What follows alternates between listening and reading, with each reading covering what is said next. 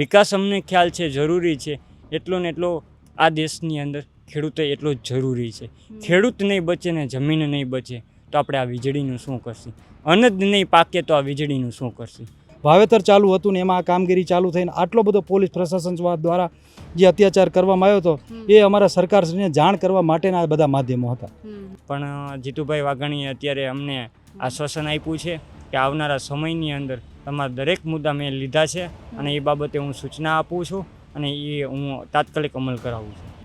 આપ દ્વારા અમે અમારો અવાજ પહોંચાડવાની જેમ કોશિશ કરી રહી છીએ તેમાં એ જ હતો. અમારો મુખ્ય ઉદ્દેશ એ જ છે કે વળતરનો જ અમારો ઉદ્દેશ છે કે યોગ્ય વળતર આપે. અમે આ સરકારી જે કાર્ય ચાલી રહ્યું છે એમાં સહભાગી થવાય તૈયાર છે. અમને વાંધો નથી ભાઈ, જો આ રાષ્ટ્રીય હિતમાં તો થાંભલા નખાતા હોય તો અમને કોઈ વાંધો નહીં. અમારા પ્રકાશભાઈ વરમોરા ધારાસભ્ય એની આગેવાનીમાં એની મધ્યસ્થીથી આજે અમારે કૃષિ મંત્રી અને કૃષિ મંત્રી સાથે અમારે અત્યારે બેઠક થઈ હતી. જ્યારે તમારી બાજુમાં રોડ નીકળતો હોય ખેતરની બાજુમાં ત્યારે જમીનની વેલ્યુએશન વધતી હોય છે, કેનાલ નીકળતી હોય તો જમીનની વેલ્યુએશન વધતી હોય છે, પણ જ્યારે વીજપોલના થાંભલા નીકળતા હોય ત્યારે જમીનની વેલ્યુએશન ડાઉન થતી હોય છે. કે જમીનમાં ભયુભાગ પાડવા છે કે જે વ્યક્તિ જે થાંભલો આવ્યો છે ને જે સર્વે નંબર ઉપર, હવે એમ કહે છે કે એક દીકરો કે મારે હવે એ જમીન ન જોઈએ, ઓલો એમ કહે છે મારે જમીન ન જોઈએ. આ સરકાર ભયું બે વચ્ચે બજાડવાની વાત છે કે કાં બજાર કિંમતનું 4 ગણું વળતર અમને ચૂકવવામાં આવે, કાં તો ભાડા કરાર કરી આપવામાં આવે છે. મોબાઈલ ટાવરનું જેવી રીતે ભાડું હોય છે, અન્ય જેવી રીતે હું તમને કહું ભાઈ કોઈ ટાવરના ભાડા લે છે તેવી રીતે આ વીજ પોલનો થાંભલો છે તેના એમને ભાડા આપે. અને અત્યારે અમે એ જ રજૂઆત કરી છે કે તો જ્યાં સુધી આ વળતરનો પ્રશ્ન સોલ્વ ન થાય ત્યાં સુધી કામગીરી બંધ રાખો એટલે અમારે વાવેતર થઈ જાય છે. ખેડૂતો જે લાઈન વીજ કનેક્શન લે છે તો એમાં ખેડૂતોને મીટર આપવામાં આવે છે, એ મીટરનું ભાડું પણ ખેડૂતો પાસેથી લેવામાં આવે છે.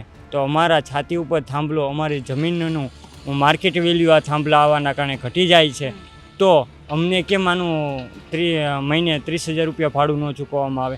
અને અત્યારે જીતુભાઈ સાહેબે પણ આ જ આશ્વાસન આપેલું છે કે તમને જલ્દીથી જલ્દી આનો નિર્ણય આપવામાં આવશે.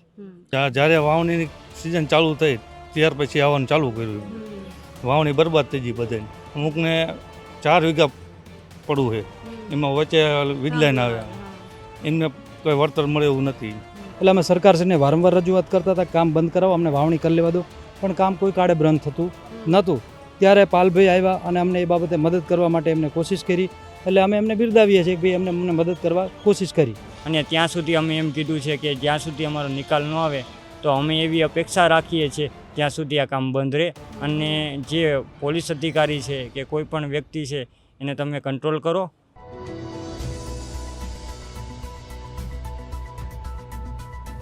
નમસ્કાર, આપની સાથે હું છું પાયલ. ગુજરાતમાં છેલ્લા કેટલાય સમયથી ખેડૂતો જે છે એ વીજ પોલના વિરોધમાં છે. અલગ અલગ રીતના આંદોલન કરવાનો પ્રયત્ન કર્યો, જે રીતના વાત પહોંચાડી શકાય એ રીતના વાત પહોંચાડવાનો પ્રયત્ન કર્યો. કચ્છથી લઈને મોરબી, સૌરાષ્ટ્રના ખેડૂતો, કોંડ ગામના ખેડૂતો આંદોલન કરી રહ્યા હતા. એના પછી આંદોલન ગાંધીનગર સુધી આવે એ બધું જ થયું, પણ નિવેડો કંઈ ન આવ્યો. ગઈકાલે પ્રકાશ વરમોરા એ કોંડ ગામ પહોંચ્યા હતા, એના પછી ખેડૂતોએ રજૂઆત કરી હતી અને આજે ખેડૂતો ગાંધીનગર આવ્યા છે. ગાંધીનગર આવી અને કૃષિ મંત્રી સાથે વાતચીત પણ કરી છે. તો કોંડ ગામના ખેડૂતો આવ્યા છે, એમની સાથે વાત કરવી છે, સમજવું છે કે એમનો મુદ્દો શું છે અને એમને શું વાતચીત કરી. પહેલાં તો તમને સીએમ અને કૃષિ મંત્રીને મળવા માટેનો સમય મળ્યો હતો, શું વાતચીત કરવામાં આવી છે, કોને મળીને આવ્યા તમે? અમે અમારા પ્રકાશભાઈ વરમોરા ધારાસભ્ય એની આગેવાનીમાં એની મધ્યસ્થીથી આજે અમારે કૃષિ મંત્રી અને કૃષિ મંત્રી સાથે અમારે અત્યારે બેઠક થઈ હતી. અને બેઠકની અંદર અમારા કોંડ ગામની અંદર જે વસ્તુ બની છે કે જે પોલીસે અમારા ખેડૂતો ઉપર દમન કરવામાં આવ્યું છે, પછી તાળા તોડવામાં આવે છે, ક્યાંય પણ મન ફાવેની કંપનીવાળાએ જે કામ કરવામાં આવ્યું છે તે ખરેખર સરકારને ધ્યાને નહોતું. આ સરકારના ધ્યાને અમે જીતુભાઈ વાઘાણી કૃષિ મંત્રીને ધ્યાને આ મુદ્દો કહેવામાં આવ્યો છે. મુખ્ય માંગ અમારી એ જ હતી કે નવસારી જે કલેક્ટરે હુકમ કરેલો છે વાણિજ્ય હેતુ પ્રમાણે ચૂકવવામાં આવે છે તે જ કોંડ ગામને વાણિજ્ય હેતુ પ્રમાણે વળતર ચૂકવવામાં આવે. એમાં સરકારનો પોઝિટિવ જવાબ છે કે અમારી કેબિનેટની બેઠક મળશે, એની અંદર અમે આ ચર્ચા વિચારણા કરશી. અને બીજી અમારી એ માંગ હતી કે જો સરકારને આ મુદ્દો પસંદ ન હોય તો અમારે બીજો મુદ્દો એ હતો કે ગુજરાત સરકાર ખાલી કોંડ ગામ પૂરતો, સુરેન્દ્રનગર જિલ્લા પૂરતો નહીં, સમગ્ર ગુજરાતની અંદર જે રાજસ્થાન સરકારે એસઓપી બનાવી છે કે જમીન જે માર્કેટ ભાવના 4 ગણા, તો અમને માર્કેટ ભાવના 4 ગણા વળતર ચૂકવવામાં આવે. ને ત્રીજી માંગ અમારી એ હતી કે જે ખેડૂતો જે લાઈન વીજ કનેક્શન લે છે તો એમાં ખેડૂતોને મીટર આપવામાં આવે છે. એ મીટરનું ભાડું પણ ખેડૂતો પાસેથી લેવામાં આવે છે. તો અમારા છાતી ઉપર થાંભલો, અમારી જમીનનું માર્કેટ વેલ્યુ આ થાંભલા આવવાના કારણે ઘટી જાય છે. તો અમને કેમ આનું મહિને 30,000 રૂપિયા ભાડું ન ચૂકવવામાં આવે?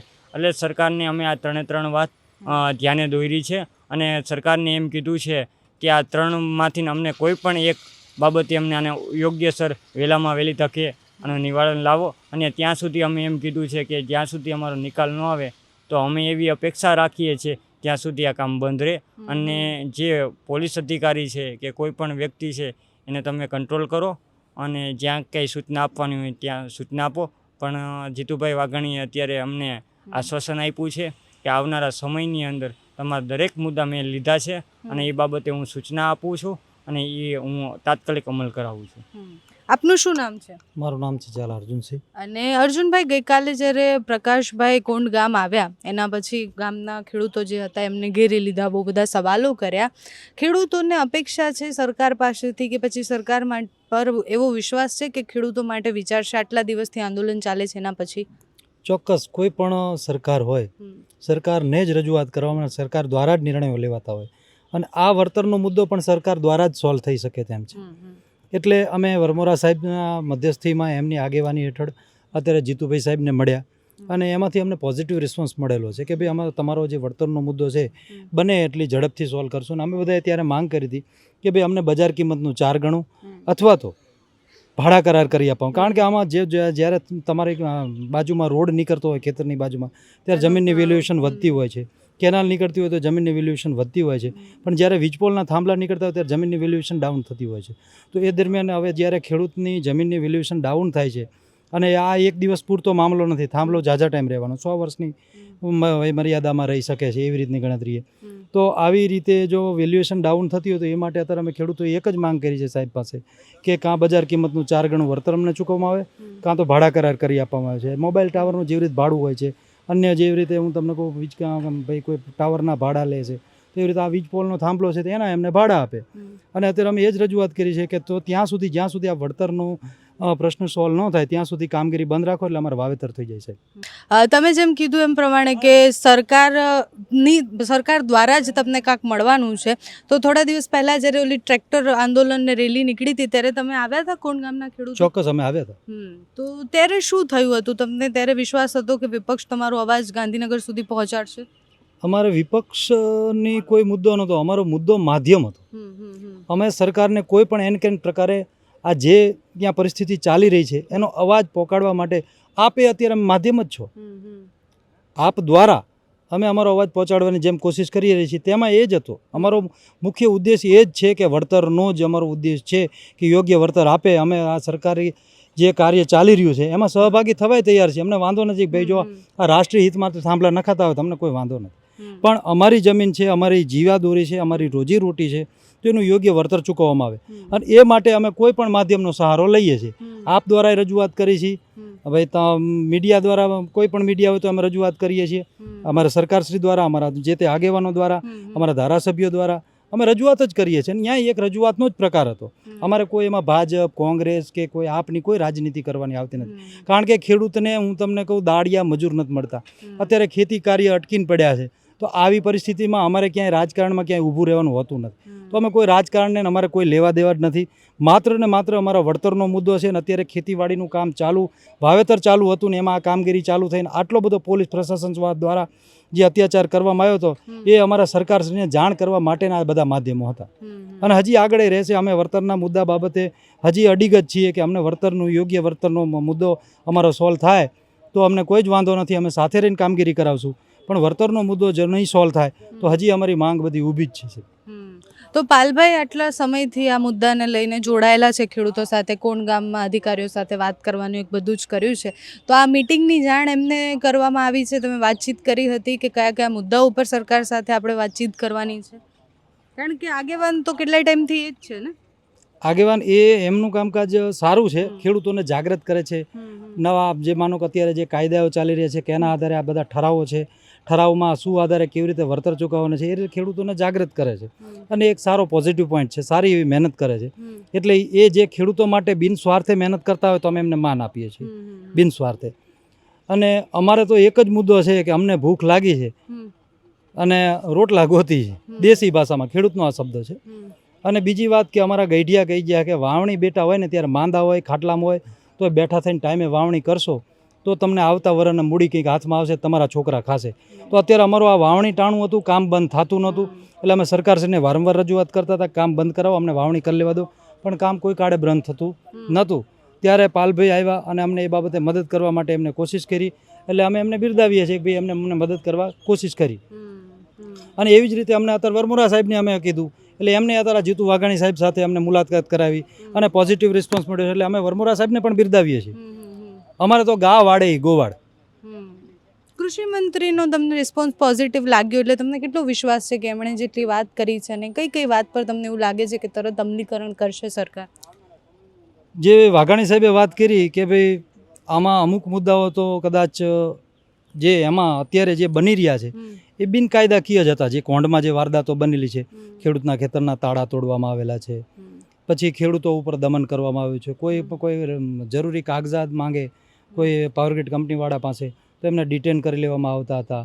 એ સિવાય કોઈ એમને લીગલી કોઈ પ્રોસિજર માટે વાત કરે કે ભાઈ લાવો કલેક્ટર સાહેબની નોટિસ, અથવા તો તમે કોરિડોર્સ બહાર કામ કરી રહ્યા છો, આવા બધા મુદ્દે જ્યારે પોલીસ પ્રશાસન દ્વારા જ્યારે ખેડૂતો ઉપર દમન કરવામાં આવતું હતું, એટલે આ બધા મુદ્દાની અમે અત્યારે સાહેબને વાત કરી ત્યારે સાહેબ પણ અચક રહી ગયા કે આટલી બધી તો ખોટું કહેવાય. એમને પણ આ બાબતે અચંભો થયો છે અને એમને કીધું છે કે આની અમે તાત્કાલિક ધોરણે કાર્યવાહી કરશું અને ખેડૂતોને બને એટલી તકલીફ ન થાય એટલા માટે અમે અત્યારે અમને પોઝિટિવ રિસ્પોન્સ આપેલો છે. અને અમે એમાંય આશાવાદી રહીએ છીએ કે ભાઈ ચલો અમને આમાં સારો એવો પ્રતિસાદ મળશે અથવા તો જલ્દીથી આ મુદ્દો સોલ્વ થશે. કેટલા સમય માટે આ આશાવાદ રહેવાનો છે? કારણ કે ખેડૂતો આટલા લાંબા ટાઈમથી અલગ અલગ મુદ્દાને લઈને રાહ જોતો આવે છે કે આજ નહીં તો કાલ, આજ નહીં તો કાલ સરકાર સાંભળશે.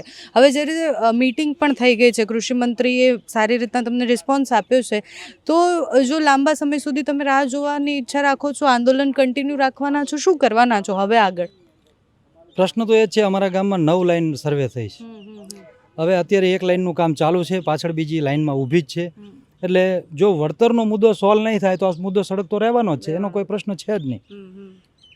જ્યારે કોઈ પણ વાતનો પરિપૂર્ણતા ન થાય ત્યારે એ વાતનો પ્રશ્ન ઊભો જ હોય છે બેન.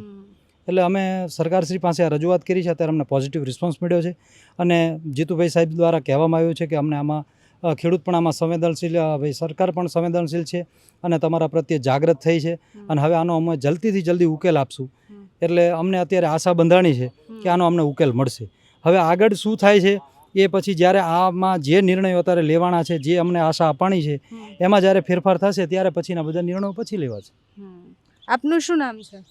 પટિયા સહદેવસિંહ. અને આજે તમે કેટલા લોકો આવ્યા હતા કોણ ગામથી? 50 લોકો આવ્યા હતા. 50 લોકો આવ્યા હતા. અને કઈ આશા સાથે આવ્યા હતા? તમને શું લાગે છે કે સરકાર કેવા પ્રકારના નિર્ણય લેવી જોઈએ ખેડૂતો માટે?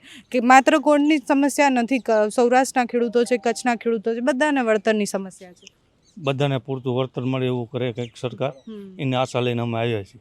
હવે આશા છે કે થશે કામ? આશા આપી છે તો અમે આશા રાખશું. અત્યાર સુધી કામ થાય છે જોઈશે શું કામ હાલ ચાલે છે. અને અત્યારે બંધ કરાવવાનું કામ, કારણ કે અત્યારે ઉનાળો ચાલતો હતો તારે કામ કર્યું નહીં, ત્યારે કમ્પ્લીટ પડતર પડ્યા હતા. અત્યારે જ્યારે વાવણીની સિઝન ચાલુ થઈ ત્યાર પછી આવવાનું ચાલુ કર્યું. વાવણી બરબાદ થઈ ગઈ બધાને. અમુકને 4 વીઘા પડવું છે, એમાં વચ્ચે વીજલાઈન આવ્યા, એમને કોઈ વળતર મળે એવું નથી. તો કેટલું નુકસાન થયું છે આમ ખેડૂતને? પર ખેતર દીઠ ગણીએ તો એક ખેડૂતને બી આમ નાના મોટા ગણો તો નાનેથી ગણો તો 5-10 લાખનું 5-10 લાખનું લાગત છે. અને ચોમાસું નજીક છે હવે એટલે તકલીફ વધારે, એની તકલીફ વધારે. એટલે આ મુદ્દો તો એવો છે કે તમને પહેલેથી ખબર જ હતી કે આવી રીતના વિથાંભ લાવવાના છે, તો તમને અરજી કેવું કંઈ આપેલું તો પહેલાં કે નહોતું આપ્યું? અમે ગ્રામ પંચાયતમાં લોકલ બોડીનો જે ઠરાવ કરવાનો હોય, ગ્રામ પંચાયતનો ઠરાવ પણ કરેલો હતો.